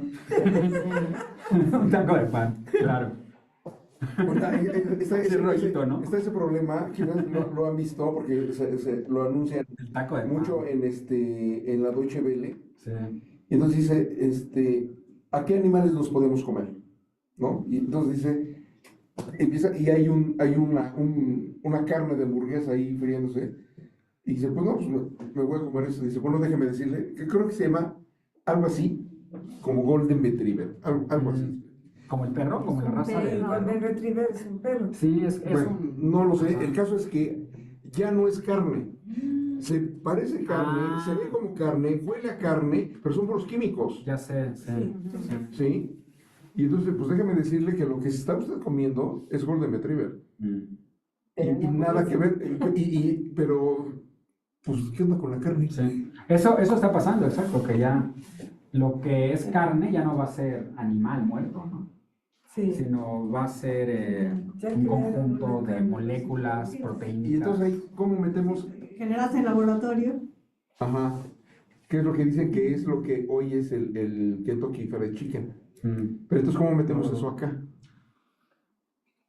Pues muy bien. Pizarrones y pizarrones. Si hay un concepto de pollo, como el de Kentucky Fried Chicken, ¿no? Si hay una idea, si hay un sabor a pollo que no es pollo, es porque existe la idea de algo que aparentemente es pollo, pero no lo es. No que es un fraude de la idea de pollo, no, sino te da la existencia de una idea que antes quizá no sabías que existía. De hecho, creo que ya no se llama Kentucky Fried Chicken. Se llama KFC, KFC. porque ya no es chicken entonces, quizá. No, es que empezaron con cuestiones genéticas y entonces empezaron a industrializar pollo que tenía malformaciones. Ya no era un pollo completo. Eran pollos sin cabeza o medias o 3 alas o lo que tú quieres. ¿No? O sea, una cosa espantosa. Y que Tuvieron- quebraban. tuvieron sus demandas y falta de confianza le cambiaron la razón social a la empresa y acabaron. Fíjate. Pero si vas a cualquier supercito y compras un ramen de pollo, si te fijas bien, dice ramen sabor Exacto. a pollo. Sí, Sí. claro. ¿Qué es eso? ¿Te sabora? Ahora, las sopas instantáneas como las Maruchan y demás, no son de pollo, no son de camarón, son Son sabor a sabor. pollo. Los botes Eso de es un ramen. chocolate Eso es un de ramen. los Ramen niños son sí sabor a una sopa chocolate. de fideos Sí, y de las de Ajá. bolsita, de las de O igual bolsita. pasa con el chocolate, ¿no? Chocolate en lugar Pero pero todavía con el chocolate. el sabor a chocolate y el sabor a fresa nos cuesta menos trabajo que el sabor a pollo. Es verdad. Sí. El sabor a pollo sigue imponiendo. Sigue imponiendo, claro. Sigues pensando que es pollo.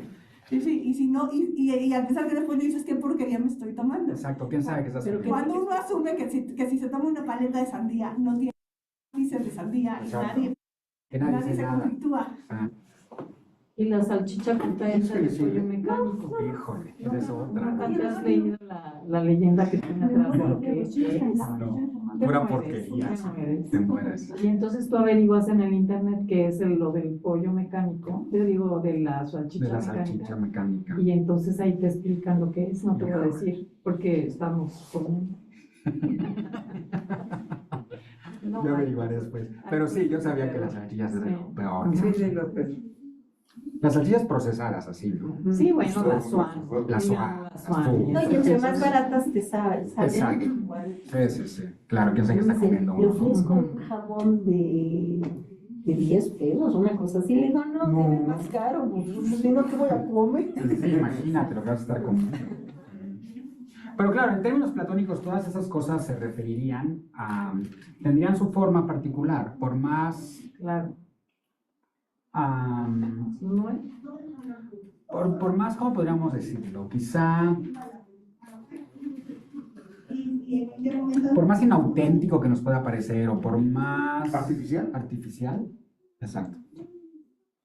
Entonces, ocurriría que en el mundo de las ideas, pues hay Variantes. pollos que no son exactamente pollos porque tienen tal, pero eso es justamente lo que le da la esencia a lo que nosotros podemos ver en el particular como algo que definimos y conceptualizamos de esa manera.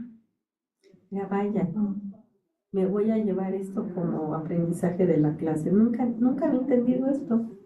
Que lo de la forma, la ontología, No, y ahora sí ya esto, te, o sea, te entendí. no, ya me cayó el 20, a lo mejor ya mi cerebro está evolucionado, ¿no? Pero en su momento en la preparatoria son... Tal vez porque también, pues no estabas muy... No ibas a tu clase de filosofía. No, como llegas además aquí. el cerebro también es También el cierto, cerebro es distinto, claro, pues es como, evoluciona. en verdad, a ver, química, biología, física se los embuten a los chamacos Sí. de secundaria. Sí, Hay cabecitas que todavía no están desarrolladas Claro. para entender eso. exacto. Y ya quieren que sepan de química, ¿sí o no? O de cálculo. O de cálculo, tú dices, espérate, deja que Que madure un poco más. madure. las neuronas. Todavía no me da el Cada nombre. vez soy una cosa diferente. Todavía no se desarrolla lo Dices, no, suficiente. las tablas todavía casi. Sí, No es como están las no, Bueno, Claro. no hables de eso, que es para llorar. sí. Y quizás en eso que acabas de decir tiene mucho que ver la presión de la calificación.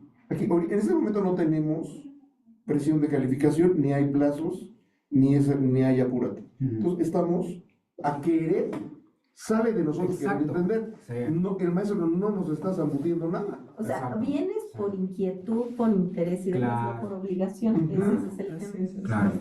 Eso es muy importante, es un factor motivacional crucial. Porque si no estás pensando más bien en la otra parte, que representa una limitante a tu comprensión. No estás pensando, ¿qué voy a hacer si no? Ay, no entendí, voy a reprobar. Entonces ya te bloqueaste.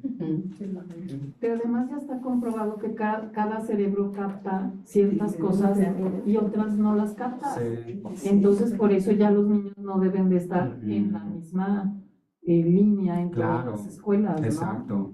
Eso es algo que se está descubriendo Ujú. últimamente. Claro, ¿no? Cómo Ujú. funcionan las neuronas. ¿Cómo funcionan las neuronas en cada Ajá, cerebro? en cada cerebro. Y también mucho tiene que ver con la historia particular de cada niño, de cada Sí. niña, ¿no? Ajá. sus traumas, sus relaciones.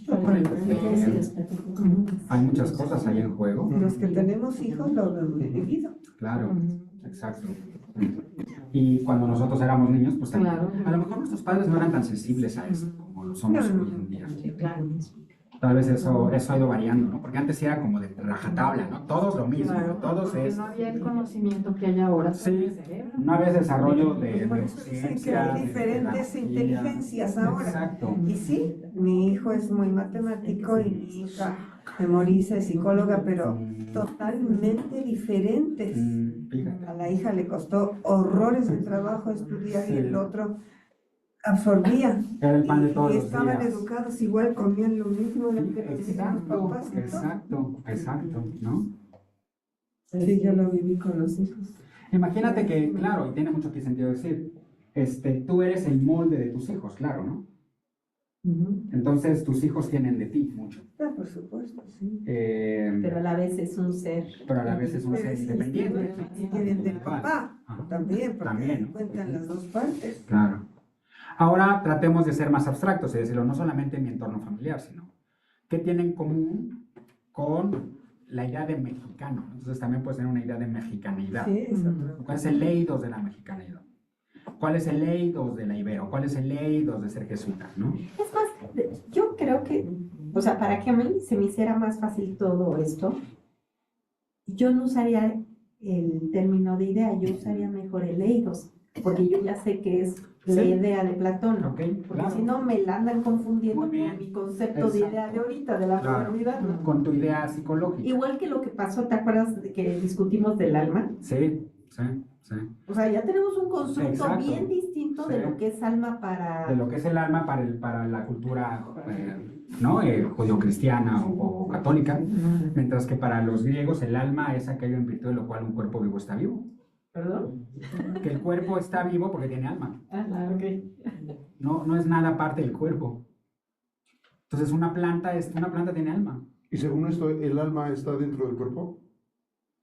Es que el planteamiento que hiciste hace rato es interesante. Es decir, ¿dónde está la conexión? ¿Dónde está la conexión mente-cuerpo? ¿Dónde está la conexión? Si está dentro, pues seguramente por ahí hay un cable. Y si no, Pues esas preguntas y respuestas son para un premio Nobel. Pues sí, Pues son los justo. que O sea, llaman para resolverlas, no estoy de acuerdo. Porque el premio Nobel va y se lo gana. Pero el problema lo tenemos nosotros. pero digamos que... O sea, nosotros tenemos Pero que tener... resolver. Sí.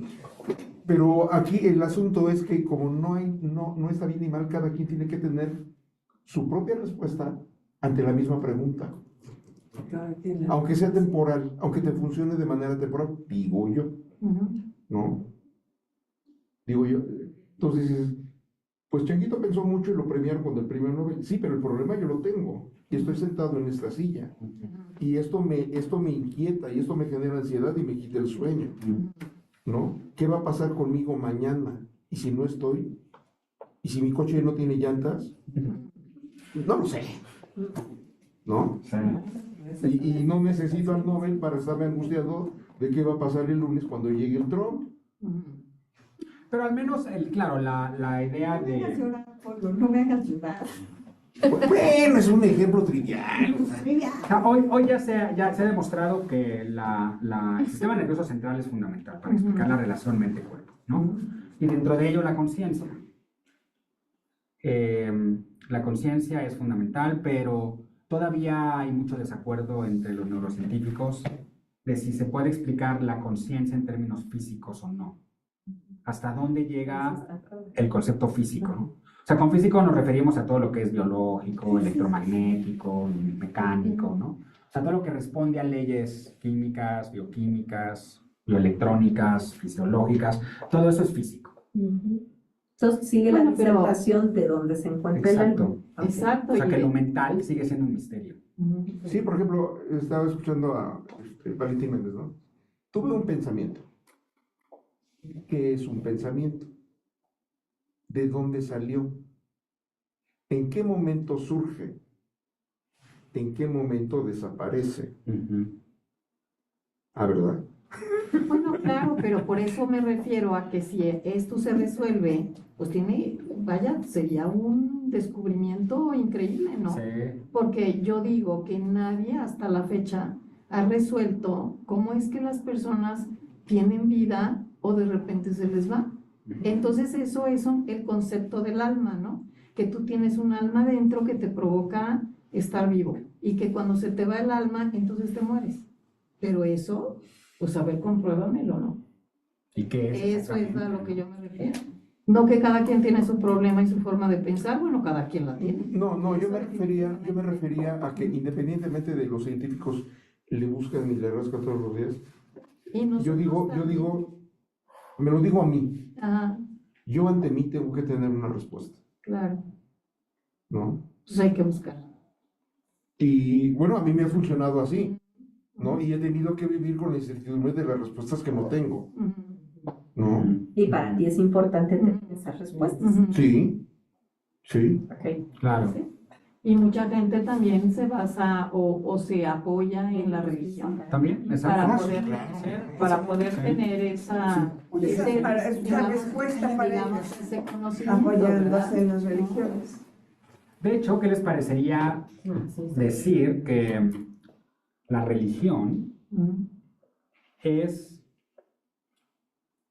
un fármaco contra el miedo a la muerte? Así es. Sí, claro, absolutamente. ¿Y otra vez? Déjame ver. Que la religión es un fármaco contra el miedo a la muerte. Sí, a lo desconocido, Lo desconocido. a la naturaleza, a todo lo que sucede en el universo. Sí. Ahora, ¿es un fármaco o un placebo? Pues, O un Es un placebo. constructo mal hecho también. Es un placebo. Yo creo que le voy más a placebo. Realmente es un placebo. Es un placebo. Porque llega un No lo momento pensaba. que llega la hora de la verdad y las respuestas no aparecen, no las ofrece la religión.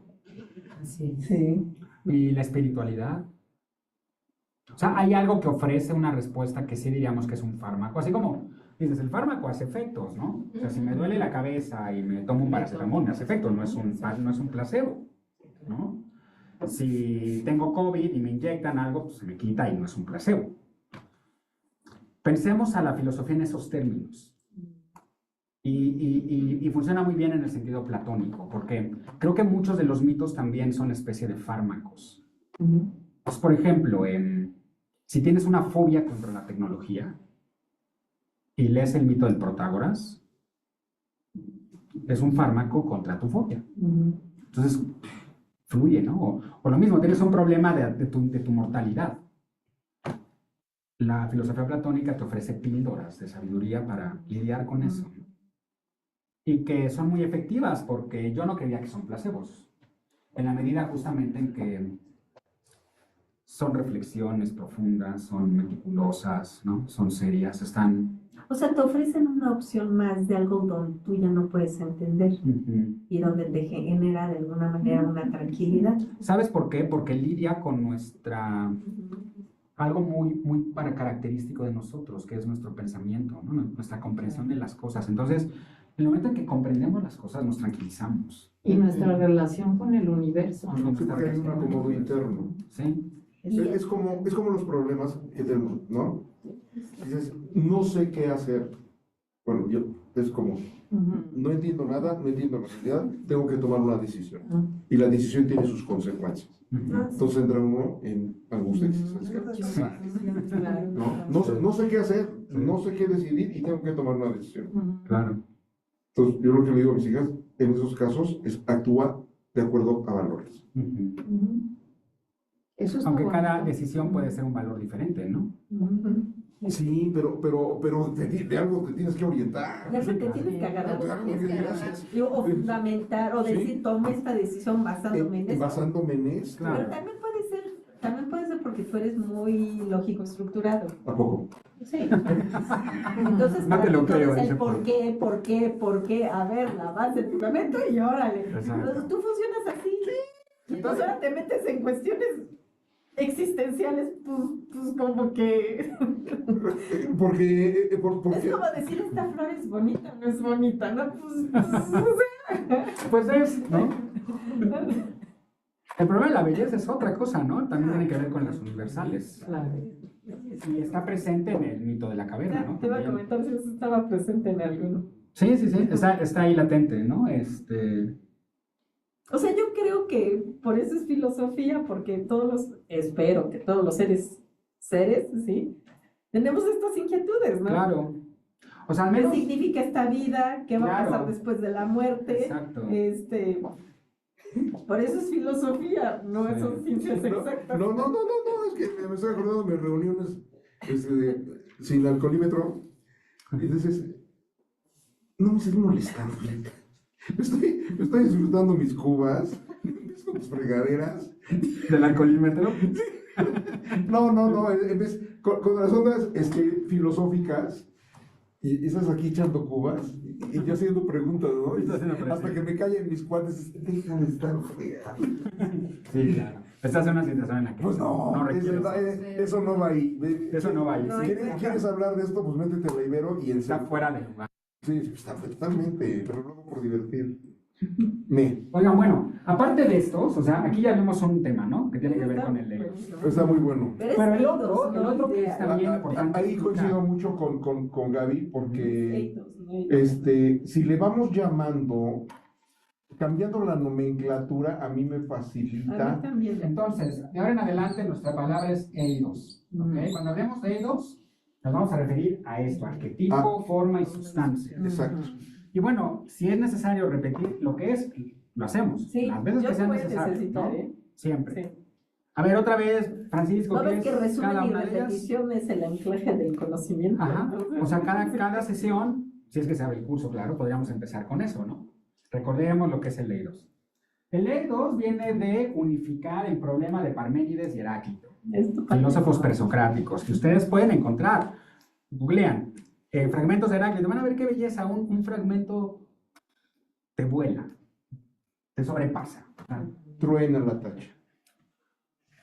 O el poema mitológico de Parménides, que además es un sueño, es bellísimo, porque Parménides está narrando su sueño con una diosa que lo recibe. Wow. Y le explica a la diosa qué es el ser. Se me enchina la piel cuando... Sí, no, te estoy viendo la cara. Sí, se apasiona. Estás así casi que te está recibiendo la diosa. Sí, así como, Se les pasa. A ver, Paquito, Además, explicar. es su carro al lado. Es una... Y además el poema está incompleto. Se perdieron trozos. ¿Cómo se llama? Poema ontológico de Parménides de Se Elea. perdieron trozos. Se perdieron trozos.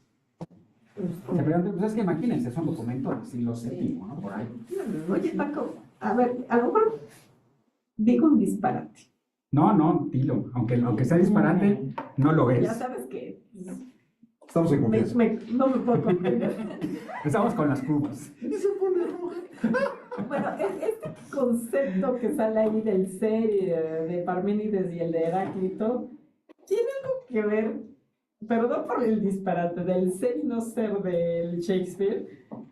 Ah, sí, Sí, claro. ¿no? El cero no Hamlet, ser de ¿no? ahí, el ajá cero no ser de ahí la cuestión. No, ¿Tiene claro, algo no es que ningún ver disparate, con es eso? una cosa muy profunda. Recordemos lo que está pasando con Hamlet en ese momento. ¿Tú te acuerdas en esa escena lo que está pasando?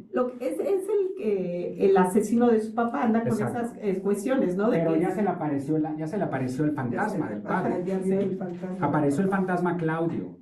Y Claudio es el que le dice a Hamlet en sueños que su tío es el asesino. Ujú. Entonces Hamlet se pregunta a la mañana siguiente, ¿ser o no ser? ¿Qué es el ser? ¿Apareció o no apareció? Pero sí está relacionado con... Está relacionado porque el ser sería la presencia, Ajá. el no ser sería la ausencia. Pero fíjate cómo el ser es presencia y presencia es permanencia. Ok. Entonces, puede ser que ser, en cuanto que existe, en cuanto que es real, definiría lo que es parmenidio, ¿no? Mientras que el no ser sería que es difuso, ¿no? Que no se alcanza a manifestar del todo, que quizá es no real. Yo más bien lo pondría en términos de justicia con Parménides, no de debate con Heráclito. Ok, pero Ajá. sí tiene algo que ver bueno, la frase célebre Sí, con sí. todos estos conceptos que Ujú. que estamos hablando. Sí, pues sí, en el fondo sí, cualquier... Lo que pasa es que en el caso de Shakespeare, ahí el to be or not to be, that is the question. O sea, si tú lo ves de una manera, o sea, lo puedes sacar del contexto Ujú. y hacerlo sumamente filosófico. To be or not to be, that is the question. ¿No? ¿Somos o no somos? Porque yo siento, bueno, tiene hace muchísimos años que lo leí, ¿no? Y lo leí en otra edad, ¿no? A Sí. lo mejor si ahorita lo leo le encuentro Otras otras cuestiones, cosas. ¿no? Pero de alguna manera él también se está dudando. Yo me acuerdo, o yo así lo interpreté, que aparte de andar dudando si sí se le apareció o no se le apareció, o si el tío o no el tío, como él también está dudando de él, de si es Sí, real o no es sí, real, ¿no? Entonces exacto. esto ya Sí, entra sí, aquí en sí. un tema muy filosófico profundo, Claro, ¿no? claro. Porque hasta qué punto Hamlet puede estar seguro que esa aparición no fue un producto de su imaginación. O sea, Hamlet está seguro que en su sueño le pasó eso. O sea, está seguro que cuando soñaba era con el fantasma de su padre. Ujú. De eso está seguro. Pero lo que no está seguro y lo que le da sentido a la pregunta es si el fantasma era real o no. Pero es como cuando tenemos un sueño con un muy alto sentido de realidad Ajá, y juras y perjuras que sí sucedió. exactamente. Y despiertas y no estás con la diosa, ¿no? Es un ejemplo muy práctico. Entonces dices, es un sueño. no lo quise decir así. Ya. No, pero, o sea, esa era la idea, Sí, ¿no? De que dices, es que lo soñé tan Sí, vivido, sí. pero desperté y hay una evidencia de que lo soñé. Ajá, eso es lo que le va a llevar a Descartes a la duda metódica. Pero eso ya es otro tema. No, pero mira, eso está padre porque todo parte de esto. O Sí. sea, si es la influencia de Platón y Claro, todo lo de Claro. demás, pues a mí yo empiezo a decir, oye, ¿no tendrá que ver algo con O esto? sea, claramente, con otro? mira, no, habría que estudiar, seguramente esto se ha hecho. Seguramente por ahí hay alguna tesis sobre Platón y Shakespeare y algo que se ha dicho sobre... Porque O de Platón alguna se ha vez escrito todo. Shakespeare se inspiró No, sin en duda. algo ahí. Sin Pues duda. está padre. Yo creo que sí. Seguro que sí. Sí. Pero yo creo que ahí, particularmente en esa pregunta de Hamlet, el ser al que alude es Parmenidio, porque es la presencia infalible de algo que no puede no ser. Bueno, me lo dejo de tarea de reflexión. Quédatelo de reflexión. Si es platónico,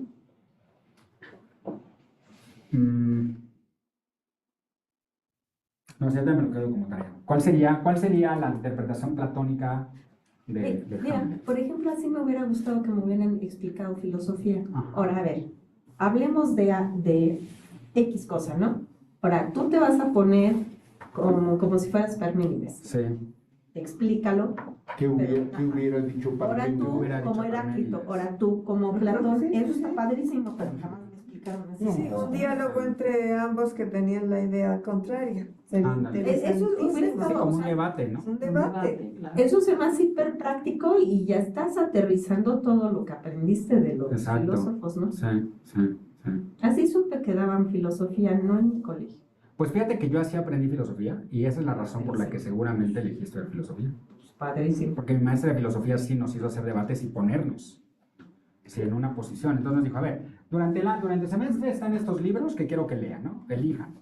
Nos dio como 6 o 7 libros.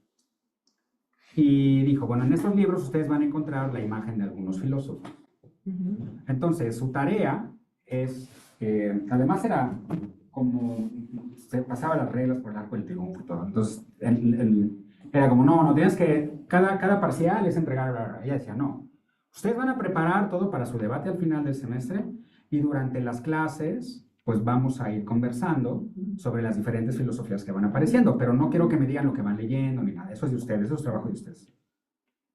Entonces yo leí un libro, una novela fantástica que se llama El nombre de la rosa, de Humberto Eco. Y ahí aparece un filósofo medieval. Entonces yo me disfracé de ese filósofo medieval.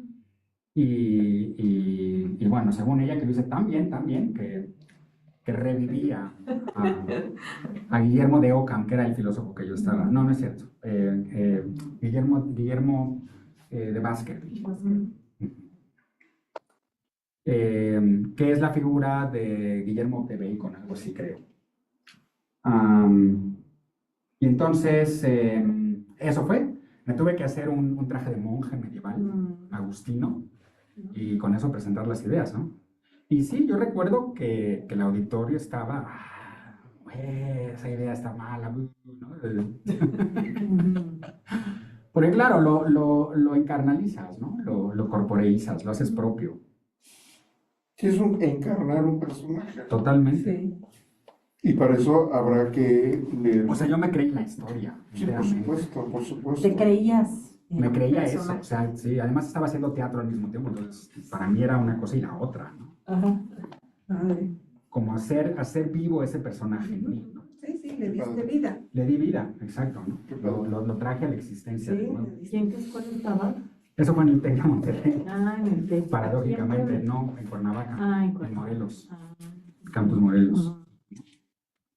Entonces, nos vemos aquí en 8 días. Pues sí, espero que sí. En 15, pues depende de ustedes. La pelota está en su No, cancha. pero el calendario dice que empezamos en 8 días, ¿no? No, en 15. Empezamos el 30. Ah, Ahora hay que decirle, ¿no? Y tú nos avisas. Yo les aviso, sí. Yo espero el miércoles ya tener con más claridad. Ok, pues ojalá que se nos abra. Pues Subo la clase a YouTube y les paso el link para que lo compartan, a ver si más gente se anima. Sí, para que se animen más personas. Y bueno, pues muchísimas gracias. Al contrario, Un placer. igualmente. Un placer estar con ustedes. Así acaba la filosofía también, ¿eh? Como que vas hecho Ya me bolas. voy hecha bolas, pero muy contenta.